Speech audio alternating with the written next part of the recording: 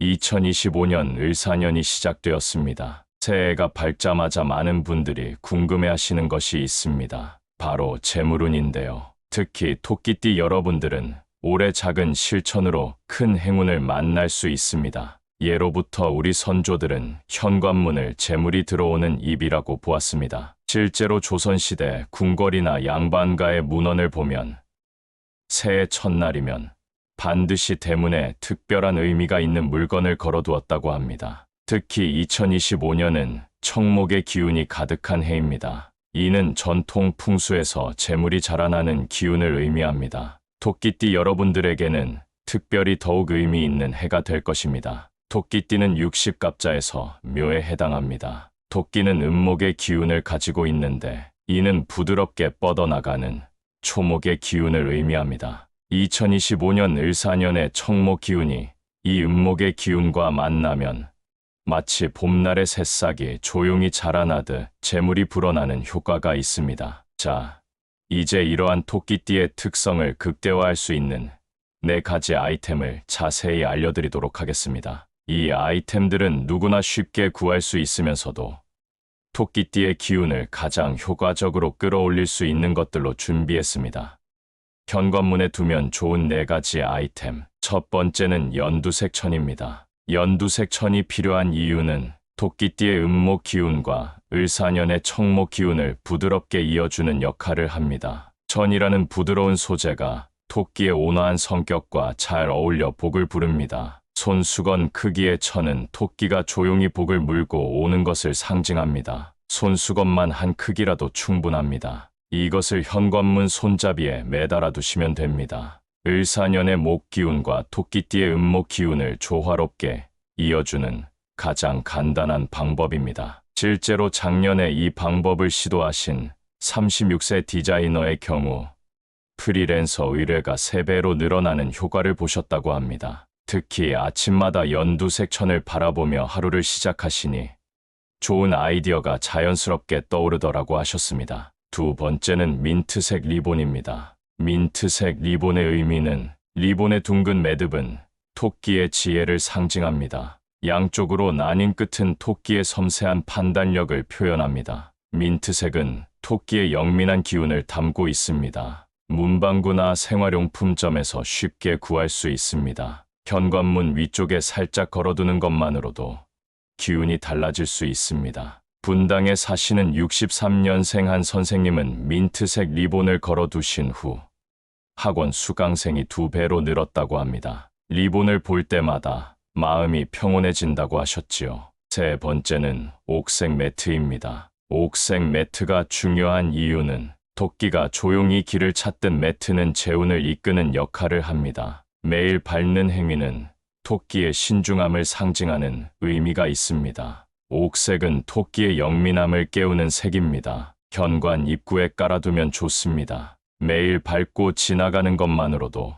재물운이 상승하는 효과가 있습니다. 전통 풍수에서는 지혜로운 발걸음에 복이 따른다는 말이 있는데 이것이 바로 그 원리입니다. 서울에서 홈카페를 운영하시는 87년생 사장님의 경우 옥색 매트를 깔아두신 후 한 달 만에 인스타그램 팔로워가 5만 명을 돌파했다고 합니다. 매일 아침 매트를 밟으며 오늘도 좋은 하루가 될 거야 라고 다짐하셨다고 하네요. 네 번째는 연한 녹색 난초 조화입니다. 연한 녹색 난초 조화의 상징은 조화의 우아한 자태는 토끼의 품격을 상징합니다. 꽃이 피 하늘을 향해 피어나는 모습은 토끼띠의 상승운을 의미합니다. 연한 녹색은 토끼의 지혜로운 기운을 배가시키는 역할을 합니다. 생활을 관리하기 어려운 분들은 조화로 대체하셔도 좋습니다. 현관 신발장 위나 옆 공간에 두시면 됩니다. 옛 풍수서적 양택십서에도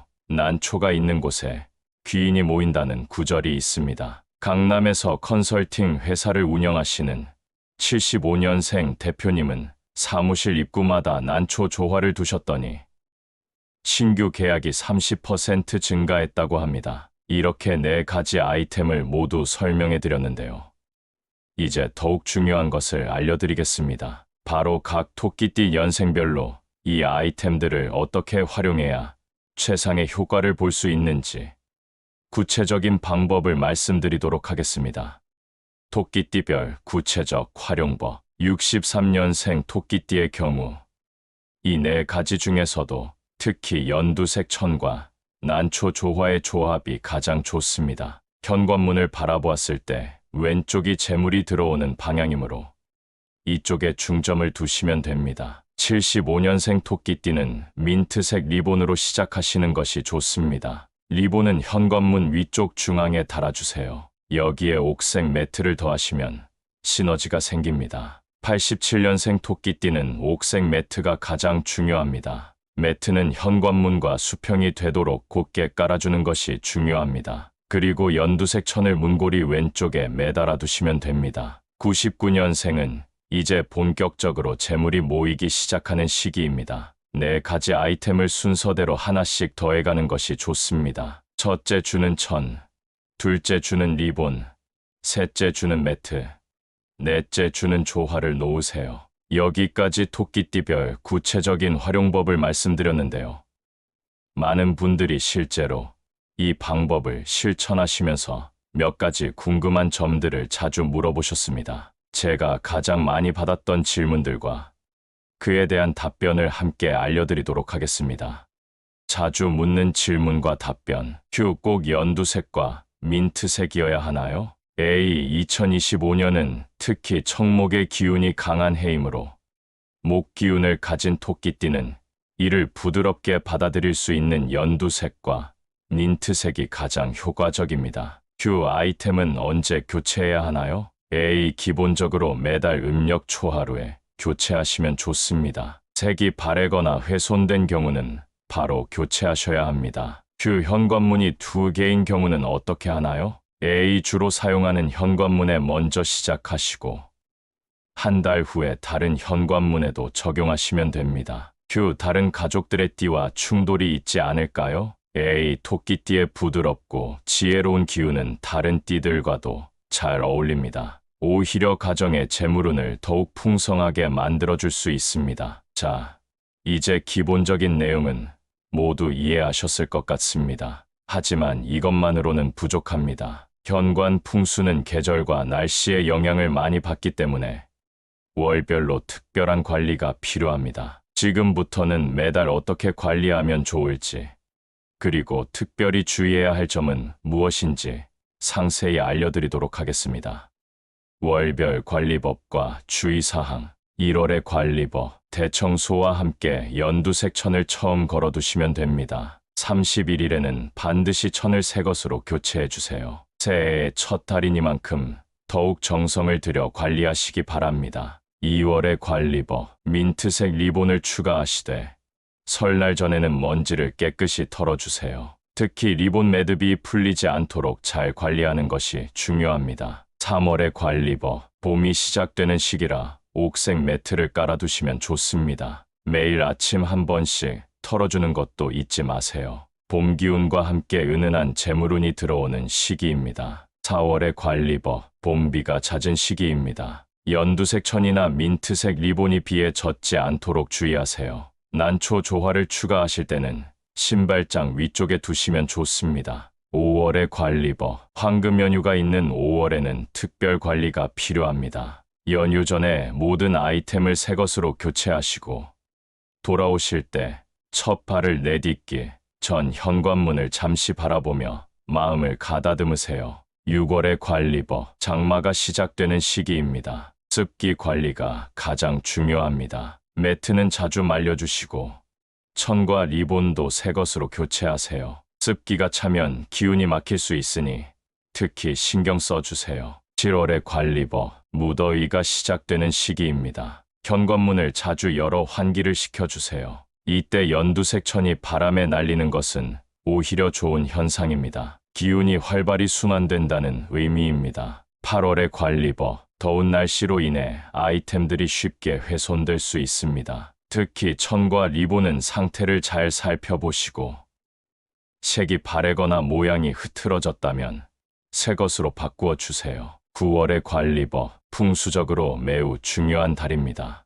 이때는 4가지 아이템을 모두 새 것으로 교체하시기 바랍니다. 그리고 현관 대청소도 다시 한번 해주세요. 추석 전에는 특히 더 신경 써서 관리하시기 바랍니다. 10월의 관리버, 날씨가 쌀쌀해지는 시기입니다. 옥색 매트는 두께감이 있는 것으로 교체해주세요. 발걸음 소리가 울리지 않는 것이 좋습니다. 토끼띠의 섬세하고 지혜로운 기운을 살리기에 좋은 시기입니다. 11월의 관리버, 바람이 많이 부는 시기입니다. 연두색 천과 민트색 리본이 바람에 날리지 않도록 잘 고정해주세요. 난초 조화도 쓰러지지 않도록 주의하시기 바랍니다. 12월의 관리버, 한 해를 마무리하는 달입니다. 이때는 특별히 현관문 전체를 연두색이나 옥색으로 바꾸는 것도 좋은 방법입니다. 평소 사용하던 아이템들은 모두 새 것으로 준비해서 새해를 맞이하시면 됩니다. 12월은 특히 감사하는 마음으로 현관문을 바라보는 것이 중요합니다. 지금까지 알려드린 2025년 을사년 토끼띠의 현관문 풍수 비법의 핵심을 정리해드리도록 하겠습니다. 현관문 필수 아이템, 연두색 천, 현관문 손잡이에 매달기, 매달 음력 초하루에 교체하기, 비나 습기에 주의하기, 민트색 리본, 현관문 위쪽에 걸기, 매듭이 풀리지 않도록 관리하기, 바람에 날리지 않게 고정하기, 옥색 매트, 현관 입구에 곧게 깔기, 매일 먼지 털어주기, 젖었을 때는 완전히 말리기, 연한 녹색 난초 조화, 신발장 위나 옆에 두기, 한 달에 한 번 물티슈로 닦기, 쓰러지지 않도록 고정하기, 띠별 핵심 사항, 63년생 천과 조화로 시작하여 점차 추가, 75년생 리본 먼저, 그 다음 매트 배치, 87년생 매트가 가장 중요, 천으로 보완, 99년생 사주에 걸쳐 하나씩 추가, 작은 정성이 모여 큰 행운이 됩니다. 2025년 을사년, 토끼띠 여러분 모두의 가정에 큰 재물과 행복이 가득하시기를 바랍니다. 지금까지 을사년 토끼띠 재물운 현관 풍수비법이었습니다. 이 특별한 순간을 통해 꿈꾸던 모든 목표를 이루어 가시길 진심으로 기원합니다. 여러분의 가정에 사랑과 행복이 가득하고 건강한 나날들이 계속되길 바랍니다. 앞으로도 끊임없는 성취와 웃음이 함께하길 기원하며 항상 응원하겠습니다. 오늘도 영상 시청해 주셔서 감사드리며 구독과 좋아요, 알람 설정까지 꼭 눌러주세요. 앞으로 더 많은 좋은 콘텐츠로 찾아뵙겠습니다. 여러분의 행복과 성공을 기원합니다.